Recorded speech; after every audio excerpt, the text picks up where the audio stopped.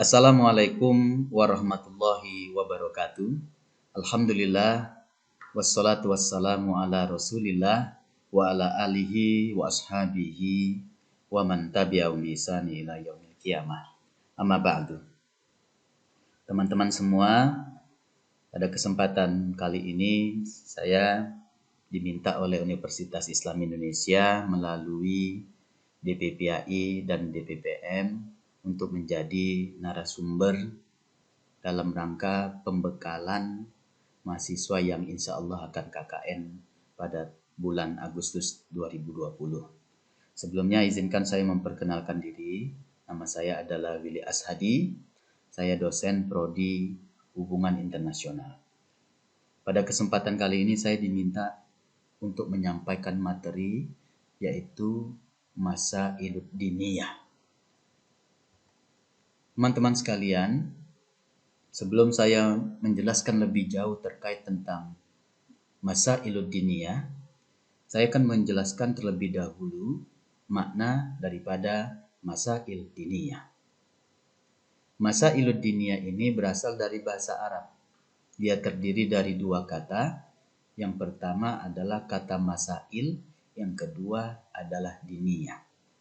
Masail ini secara bahasa artinya adalah masalah-masalah. Sementara diniyah adalah agama. Jadi kalau kita gabungkan makna masailud diniyah adalah masalah-masalah hukum yang berkenaan dengan keagamaan, kajian fikih, dan lain-lain. Masailud diniyah, bahasa lainnya adalah bisa disebut dengan bahsul masail diniyah. Atau juga para ulama menamakan dengan istilah masailul fiqhiyah. Pada zaman Rasul, ketika beliau masih hidup, umat Islam ketika menghadapi suatu persoalan biasanya langsung dijawab oleh Rasulullah. Dan Rasulullah lah yang langsung memberikan jawabannya. Dan setelah Rasulullah meninggal dunia, maka ketika ada persoalan-persoalan terkait tentang keagamaan, ada pertanyaan-pertanyaan tentang agama, maka yang meresponnya adalah para sahabat. Dalam hari ini adalah Khulafaur Rasyidin. Maka sahabatlah yang menyelesaikan masalah-masalah hukumnya.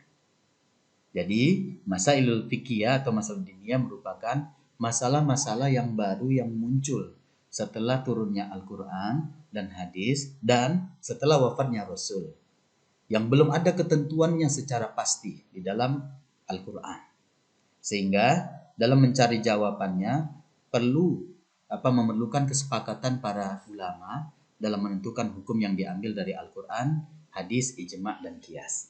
Masail fikih disebut juga masail fiqhiyah al-hadisah atau persoalan hukum Islam yang baru. Masail fiqhiyah al-asyriyah, persoalan hukum Islam yang kontemporer.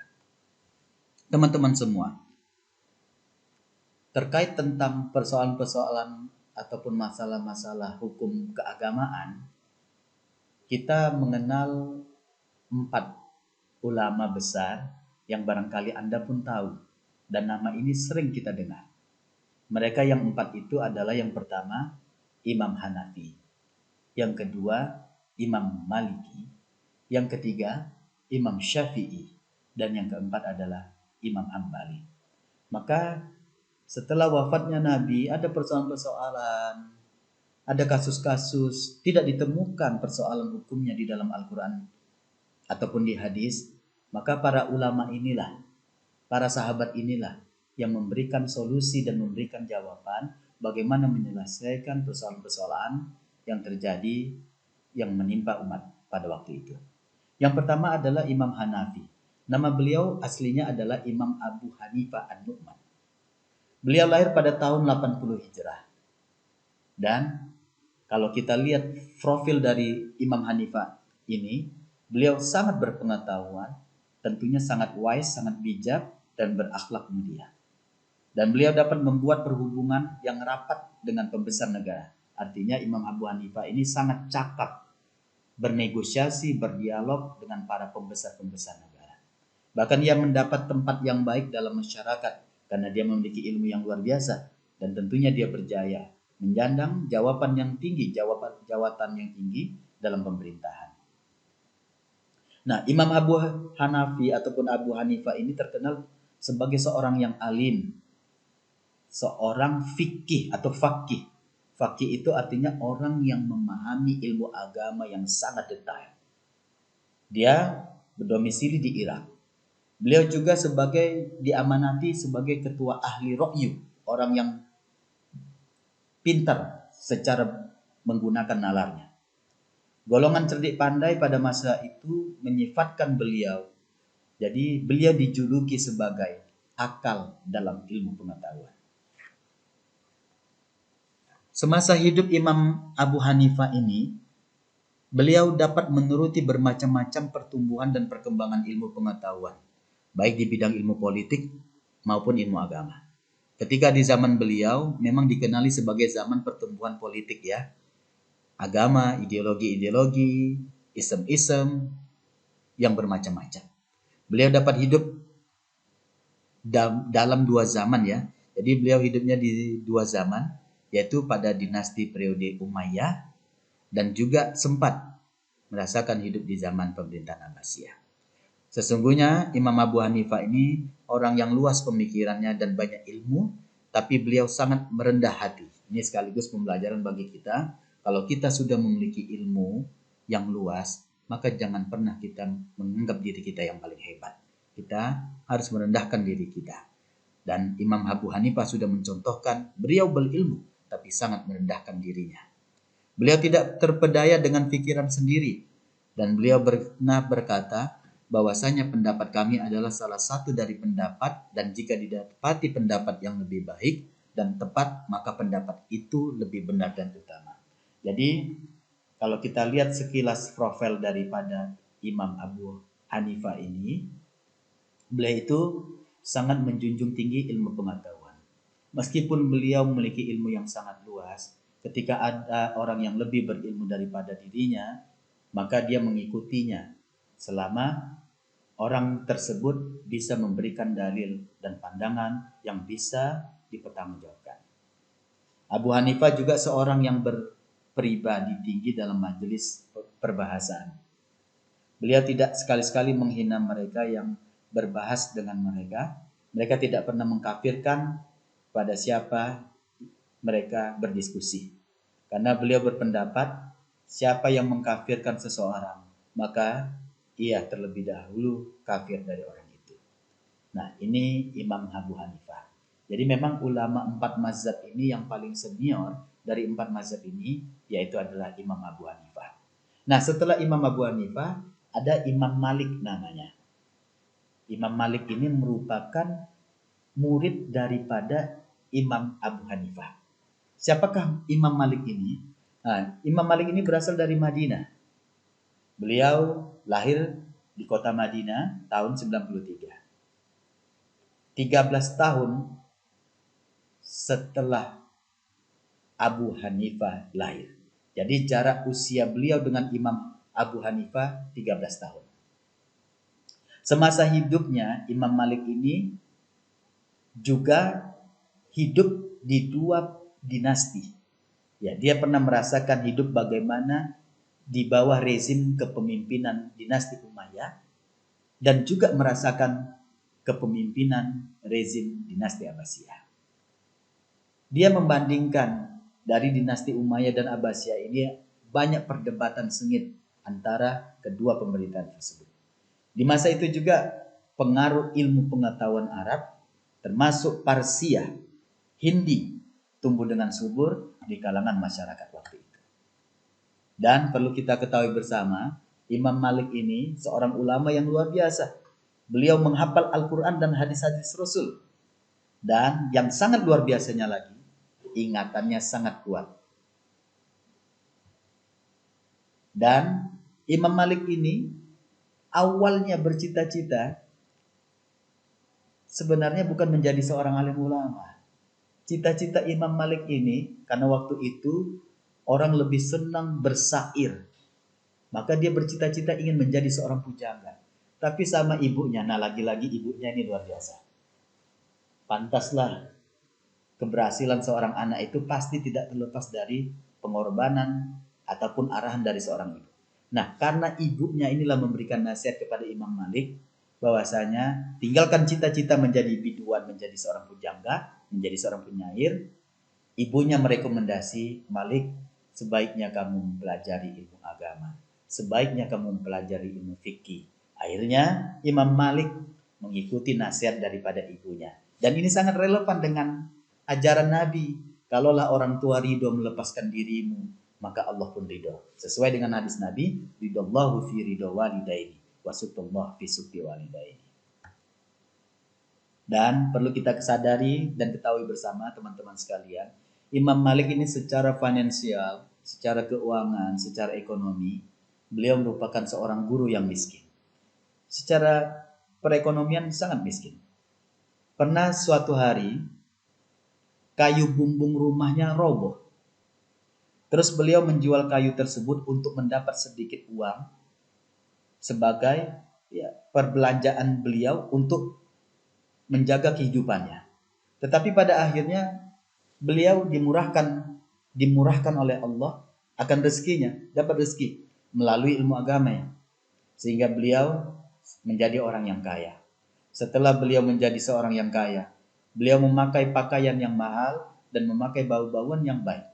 Imam Malik adalah seorang yang aktif dalam menuntut ilmu. Beliau banyak membuat perhubungan ataupun menjalin kerjasama dengan ahli-ahli hadis dan para ahli ulama. Nah, inilah Imam Malik. Nah, imam yang ketiga setelah Imam Hanafi, Imam Maliki, yang ketiga adalah Imam Syafi'i. Nah, kalau Imam Syafi'i ini, beliau dilahirkan pada tahun 1005 Hijrah di sebuah kota yang bernama Gizah di Palestina. Secara ekonomi beliau juga seorang yang miskin. Tapi beliau sangat kaya dengan semangat dan cita-cita tinggi dalam menuntut ilmu. Beliau banyak mengembara dalam menimba ilmu. Imam Syafi'i dianggap seorang yang dapat memadukan antara hadis dan pikiran dan membentuk undang-undang fikih. Pada permulaannya, beliau cenderung dalam bidang sastra dan syair-syair. Tapi beliau mengubah pendiriannya kepada mempelajari ilmu fikih. Sama dengan Imam Malik tadi, dia lebih concern kepada ilmu fikih dan ilmu hadis. Sehingga sampailah beliau ke puncak yang paling tinggi dalam bidang tersebut. Artinya beliau sangat mumpuni dalam ilmu fikih dan ilmu hadis. Dan pada masa muda Imam Syafi'i, hidupnya dalam kemiskinan.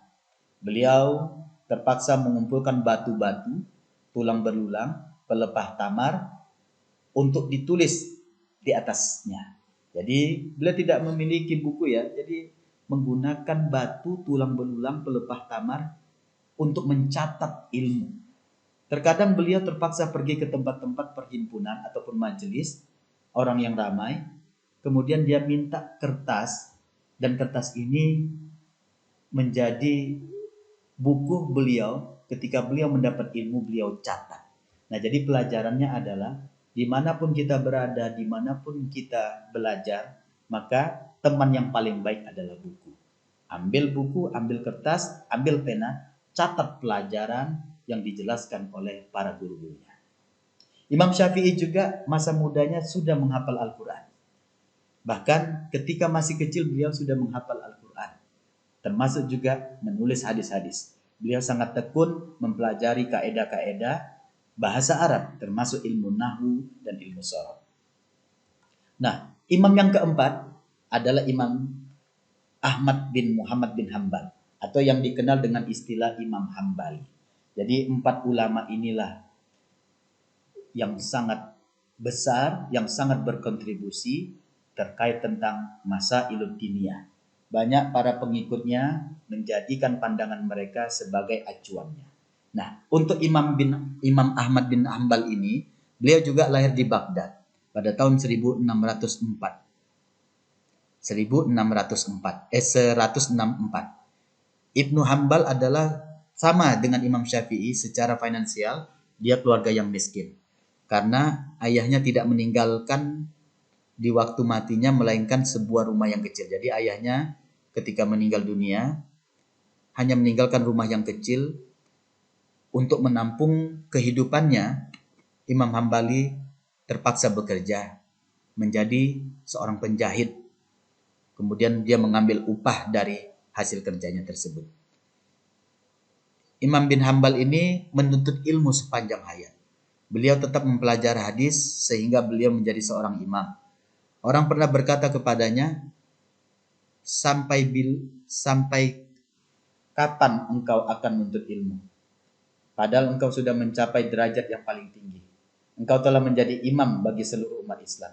Kemudian Imam Hambali menjawab, aku akan menuntut ilmu dari ujung dunia sampai ke liang kubur.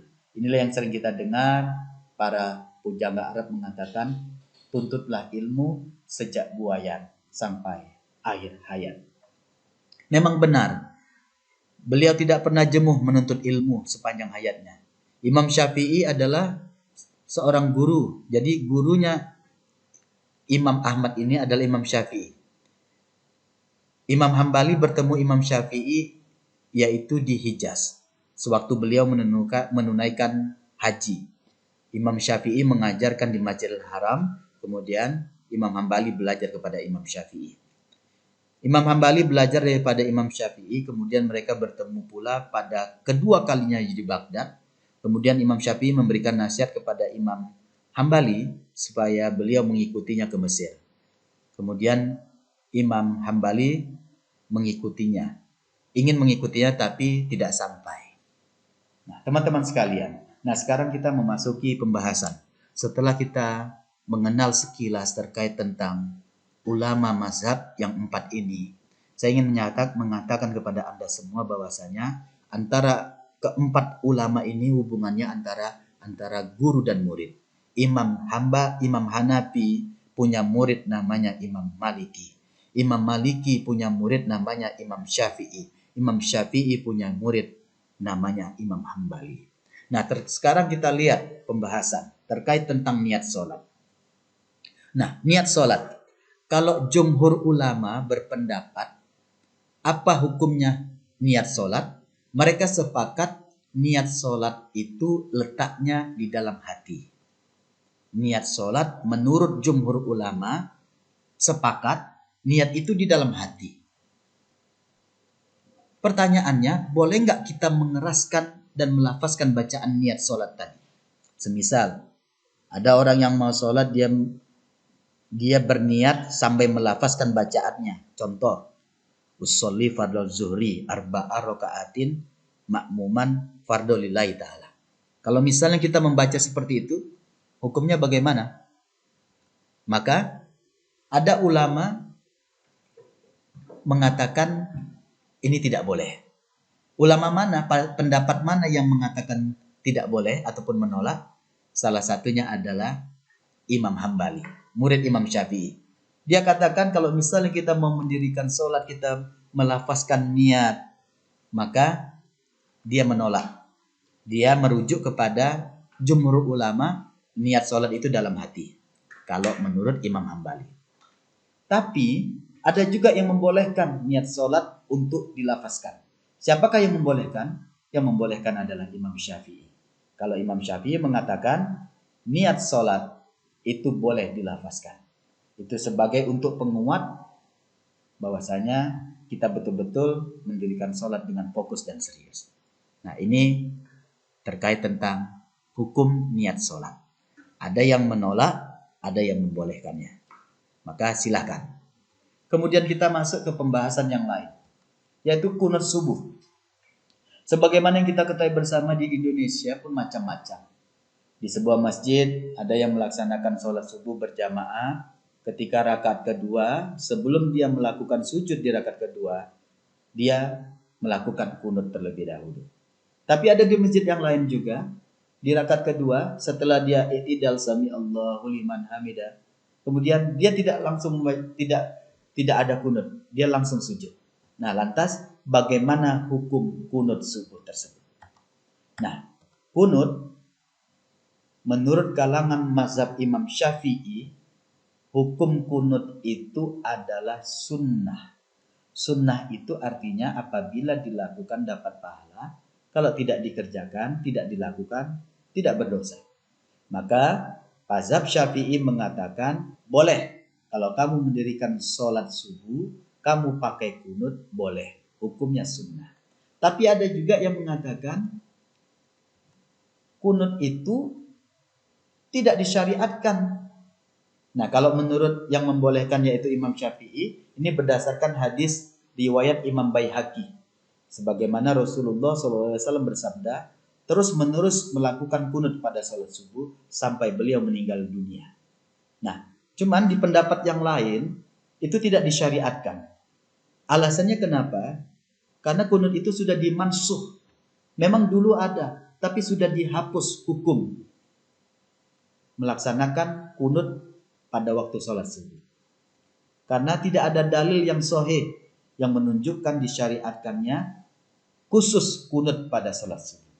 Nah, jadi inilah hukum kunut subuh. Kalau Imam Mazhab Syafi'i membolehkan, hukumnya adalah sunnah berdasarkan hadis yang diriwayatkan oleh Imam Baihaqi. Tapi ada juga yang mengatakan tidak disyariatkan karena alasannya kunut itu sudah dimansuh, sudah dihapus hukumnya. Lantas mana yang benar? Dua-duanya boleh kita lakukan. Boleh pakai kunut ataupun boleh tidak pakai kunut. Yang salah adalah yang tidak sholat. Yang ketiga, selanjutnya adalah terkait tentang azan Jumat.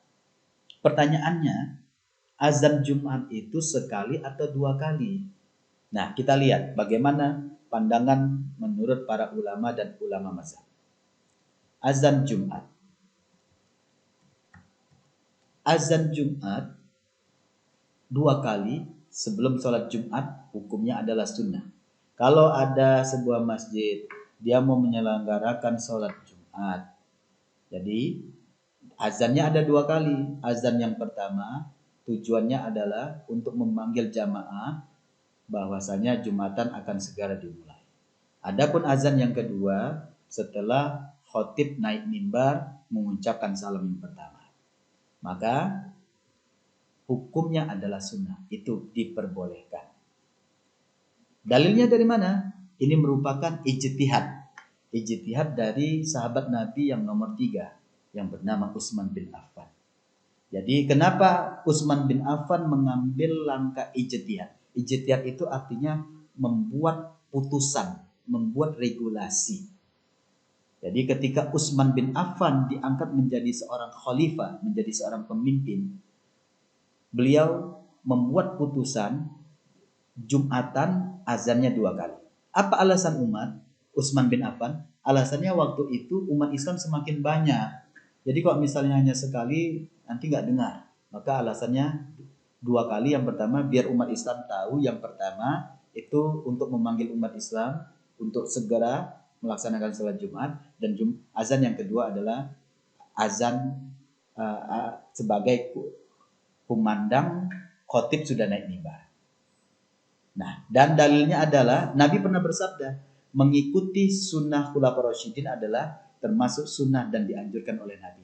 Jadi Nabi pernah mengatakan, semisal nanti suatu saat saya meninggal dunia, kemudian ada khulafaur rasyidin, para sahabatku mengeluarkan kebijakan dari ucapannya, mengeluarkan keputusan, maka itu juga putusanku. Ini dalil yang mengatakan azan 2 kali yang bersumber ijtihad dari Utsman bin Affan boleh diikuti. Tapi ada juga yang mengatakan azan itu Jumatan itu hanya sekali. Ini berdasarkan apa yang terjadi pada masa Nabi, masa Abu Bakar dan masa Umar. Ketika itu Jumatan itu sekali azannya. Pada masa Nabi Muhammad Jumatan azannya cuma sekali. Kemudian pada periode Abu Bakar azannya juga sekali. Kemudian pada periode Umar bin Khattab azannya juga sekali. Maka inilah dalil yang mengatakan azan pada ibadah hari Jumat hanya sekali. Ini berdasarkan mengikuti apa yang dicontohkan oleh Rasulullah dan 2 sahabat Nabi Abu Bakar dan Umar bin Khattab. Silakan. Kemudian apa hukumnya sholat Jumat bagi perempuan? Biasanya kalau misalnya ada teman-teman sekalian barangkali yang dulu ketika aliyah ataupun sanawiyah tinggal di pesantren, ada beberapa pesantren menerapkan sholat Jumatnya tidak hanya laki-laki, perempuan pun boleh. Nah, kita lihat bagaimana hukum sholat Jumat bagi perempuan. Sebenarnya sholat Jumat itu hukumnya fardu ainnya bagi laki-laki. Tapi kalau misalnya ada sebuah kampung, sebuah lembaga pendidikan, dia menyelenggarakan ibadah Jumat, kemudian ada wanita yang mengikuti sholat Jumat tersebut, ada dua hukum. Yang pertama mubah, yang kedua adalah makruh. Nah, kita lihat apa alasannya ataupun siapa saja yang mengatakan hukum sholat Jumat bagi perempuan mubah. Yang pertama adalah Imam Hanafi, yang kedua Imam Maliki, dan yang ketiga adalah Imam Hambali. Hanya satu imam yang tidak setuju, yaitu Imam Syafi'i. Nah, kalau menurut Imam Syafi'i, sholat Jumat itu hanya bagi laki-laki. Kalau perempuan nggak wajib. Kalau misalnya ada wanita yang melaksanakan sholat Jumat, maka dihukum makruh namanya. Dihukum makruh. Jadi silakan. Nah, nanti suatu saat Anda ketika misalnya Anda sudah berada di lokasi KKN, ada situasi yang seperti ini, ada orang yang melaksanakan sholat Jumat, tidak hanya laki-laki, wanita juga sholat Jumat, maka Anda bisa menjelaskan. Kalau misalnya perempuan melaksanakan sholat Jumat, boleh. Nah, itu mengacu dari pandangan tiga mazhab. Yang pertama Imam Hanafi, yang kedua Imam Maliki, dan yang ketiga Imam Hambali. Sementara kalau misalnya ada orang yang mengatakan hukum sholat Jumat makruh hukumnya, ini pandangan daripada ulama mazhab Imam Syafi'i. Baik teman-teman sekalian, kita lanjut lagi bahasan kita terkait tentang masalah-masalah seputar keagamaan. Nah, sekarang berhubungan suami istri di siang hari di bulan Ramadan. Nah, sudah jelas ya, berhubungan suami istri di siang hari. Yang pertama yang harus kalian tagline adalah hubungan suami istri di siang hari. Di bulan Ramadan. Kalau di luar bulan Ramadan bagaimana? Kalau di bulan Ramadan bagaimana? Nah, kita lihat hukumnya. Suami dan istri melakukan hubungan suami istri di bulan Ramadan, maka batal puasanya. Ada pertanyaan, Pak, semisal suami istri pegangan tangan, batal nggak puasa? Enggak, batal. Pak, suami istri jalan-jalan berdua, batal nggak puasa? Enggak, batal. Karena yang batalkan puasa berdasarkan fikih, yang batalkan puasa itu ada tiga. Yang pertama, makan dengan sengaja, minum dengan sengaja, dan berhubungan seksual bagi mereka yang sudah berkeluarga. Maka hukum berhubungan suami istri di siang hari, meskipun mereka suami istri, tapi dilaksanakan di bulan Ramadan, maka batal puasanya mereka. Dan tidak hanya berhenti di situ. Selain membatalkan puasa mereka berdua, mereka wajib membayar kifarah, membayar denda. Berapa dendanya? Nah, kalau zaman Rasul itu harus memerdekakan budak. Budak itu mahal loh. Makanya ini orang yang sudah bersuami istri loh. Kan sah-sah saja, tapi karena mereka melakukan hubungan di bulan Ramadan, maka ini dilarang. Batal puasa, selain batal mereka harus bayar kafarat, bayar denda, dan dendanya adalah memerdekakan budak. Kalau saya tidak salah, harga budak waktu itu kalau kita setarakan itu seharga mobil Avanza. Mahal. Tapi semisal, Pak, kami kan baru pasangan baru, Pak, baru menikah kemarin sebelum puasa. Kami menikah pada bulan pas lagi marak-maraknya COVID-19, Pak. Kami menikah, Pak. Maka kalau kami belum punya duit, Pak, untuk memerdekakan budak, maka boleh. Kalau kamu tidak mampu untuk memerdekakan budak, maka kamu wajib puasa 2 bulan berturut-turut. Kalau misalnya nggak mampu juga, maka dia harus bersedekah makanan yang mengenyangkan kepada 60 orang miskin. Nah, jadi itu. Nah, sekarang kita membahas tentang hukum mimpi basah siang hari pada saat puasa. Bagaimana hukumnya ketika di bulan Ramadan kita tertidur di siang hari, tiba-tiba mimpi basah.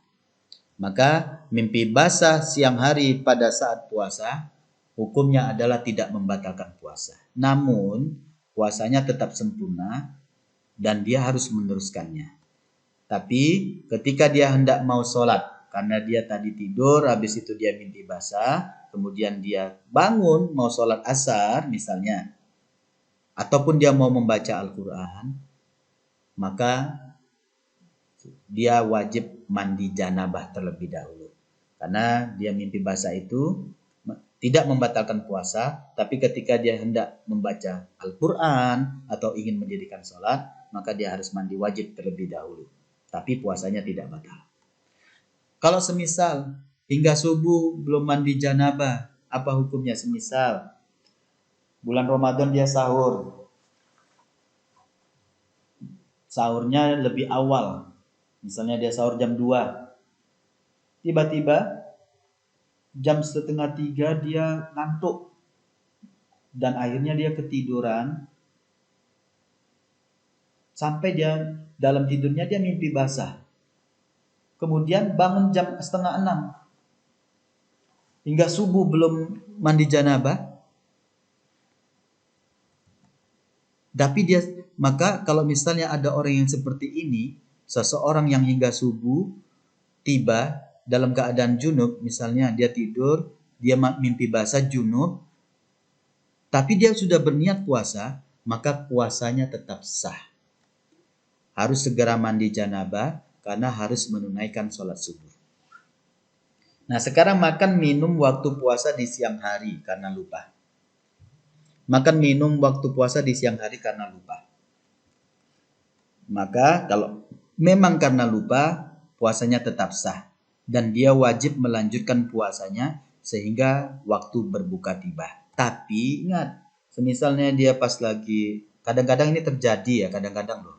Kadang-kadang terjadi awal-awal puasa. Karena memang pas puasa pertama mungkin dia lupa, udah sahur, habis sholat subuh dia tidur, tiba-tiba langsung bangun, terus dia minum air.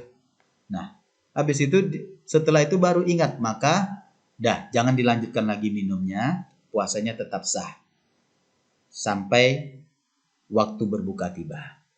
Nah, mengkodok puasa apakah perlu segera? Mengkodok itu artinya mengganti puasa. Khususnya misalnya bagi teman-teman yang dari wanita, misalnya dia dapat uzur halangan ketika bulan Ramadan. Pertanyaannya, apakah harus mengganti puasa Ramadan itu? Iya, jawabannya iya, harus dia mengkodok puasa. Cuman pertanyaan selanjutnya, apakah harus segera mengkodoknya? Nah, kita lihat. Mengganti puasa atau puasa Ramadan yang ditinggalkan bagi mereka yang memiliki uzur, maka hukumnya harus diganti. Nah, cuman cara menggantinya kapan? Nah, ini berdasarkan hadis Aisyah. Aisyah mengatakan mengganti puasa itu harus segera, harus disegerakan, jangan ditunda-tunda. Nah, tapi kalau Aisyah sendiri, dia mengganti puasa itu sampai di akhir Sya'ban. Karena semisal Ramadan jatuh di sini. Ketika bulan Ramadan ada batal puasa dia tidak berpuasa karena uzur syar'i, entah halangan dan yang lainnya, maka dia diharapkan bisa menggantinya di bulan Syawal. Semisal harapannya adalah disegerakan tadi bulan Syawal atau Zulkaidah atau Zulhijjah, tapi jangan sampai melebihi bulan Sya'ban. Jadi inilah ending terakhir. Maka diharapkan mengganti puasa itu disegerakan. Namun misalnya belum sempat di bulan Syawal, di Zulkaidah, Zulhijjah, boleh kita ganti di Muharram, Safar. Asalkan jangan sampai melebihi batas bulan Sya'ban. Ini berdasarkan hadis Aisyah radhiyallahu anha.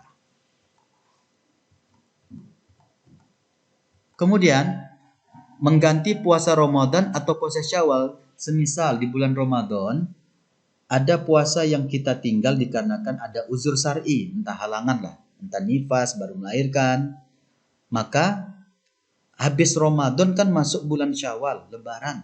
Di situ ada puasa Syawal juga. Mana yang kita prioritaskan? Mengganti puasa Ramadan atau kita puasa Syawal dulu? Maka jawabannya adalah kita prioritaskan puasa Syawal.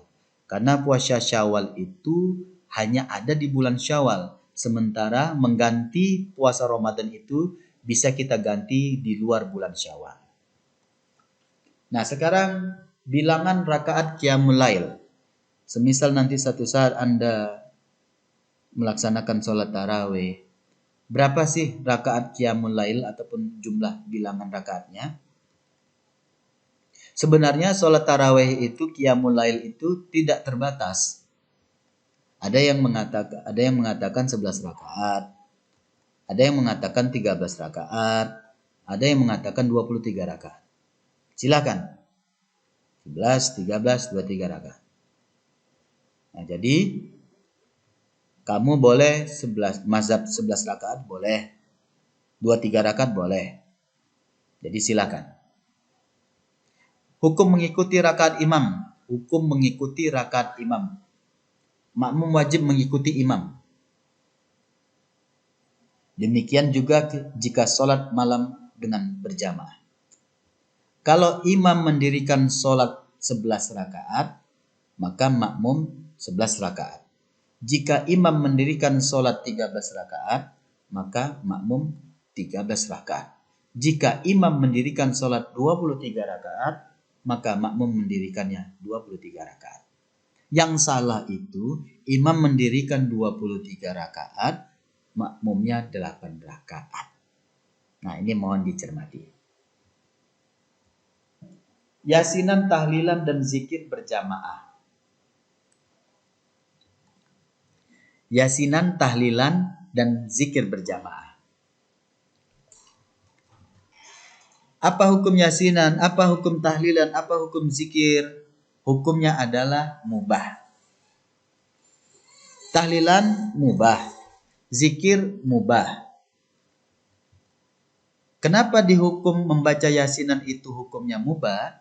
Karena membaca surat yasin itu bagian dari Al-Quran, sehingga membacanya berpahala.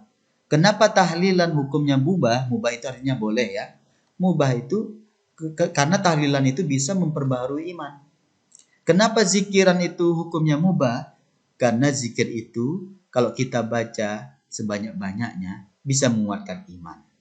Maka dihukum mubah. Ini pendapat yang pertama. Hukum yasinan, tahlilan, dan zikiran hukumnya mubah. Ini alasannya. Sementara ada juga ulama mengatakan yasinan, tahlilan, dan zikiran itu hukumnya adalah bid'ah. Pernah dengar istilah bid'ah? Bid'ah itu artinya mengada-ngada.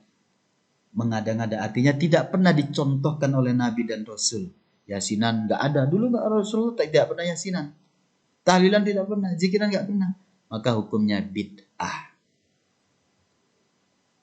Tidak didasarkan kepada Al-Quran dan As-Sunnah. Seandainya ada dalil sekalipun, maka itu adalah dalil yang dibuat-buat dengan mendasarkan kepada hadis do'if yang lemah dan hadis maudhu atau hadis palsu. Yang ada adalah perintah membaca Al-Quran. Misalnya surat Yasin, bukan yasinan. Perintah berzikir dengan kalimat tahlil, bukan tahlilan. Sedangkan seluruh hadis yang berbicara tentang keutamaan membaca surat Yasin adalah hadis dhaif dan hadis maudhu. Nah, yang terakhir, bagaimana hukum memelihara dogi atau memelihara anjing? Anjing yang digunakan untuk menjaga tanaman, anjing yang digunakan untuk berburu, dan anjing yang digunakan untuk menjaga hewan ternak, maka itu diperbolehkan. Jika kita memelihara dogi, tidak ada alasan kita untuk menjaga tanaman, untuk berburu, dan menjaga hewan ternak, maka hukumnya adalah berdosa. Bahkan setiap hari pahalanya akan berkurang sebesar 1 kirot. Ini berdasarkan hadis Nabi. Nabi pernah bersabda, barang siapa yang memanfaatkan anjing selain anjing tersebut untuk menjaga hewan ternak, untuk berburu, dan untuk menjaga tanaman, maka kalau misalnya kita tidak gunakan untuk keperluan 3 hal tersebut, maka setiap hari pahala orang yang memeliharanya berkurang sebesar 1 kirot. Lantas 1 kirot itu berapa? Ada yang mengatakan 1 kirot itu sebesar gunung Uhud. Makanya ini menjadi perhatian kita bersama. Kalaulah kita memelihara hewan peliharaan, terutama khususnya kita pelihara dogi, maka kalau kita tidak gunakan ataupun kita pelihara dogi, tidak kita jadikan untuk alasan menjaga tanaman, untuk berburu, untuk menjaga hewan ternak. Kita melihara dogi hanya gaya-gayaan. Kan banyak kita perhatikan orang kan, pelihara dogi, pelihara anjing, hanya sekedar untuk gaya-gayaan. Maka Rasul mengatakan, pahalanya akan berkurang sebesar 1 kira. Mudah-mudahan kita terhindar dari tersebut. Terima kasih. Inilah yang bisa saya sampaikan.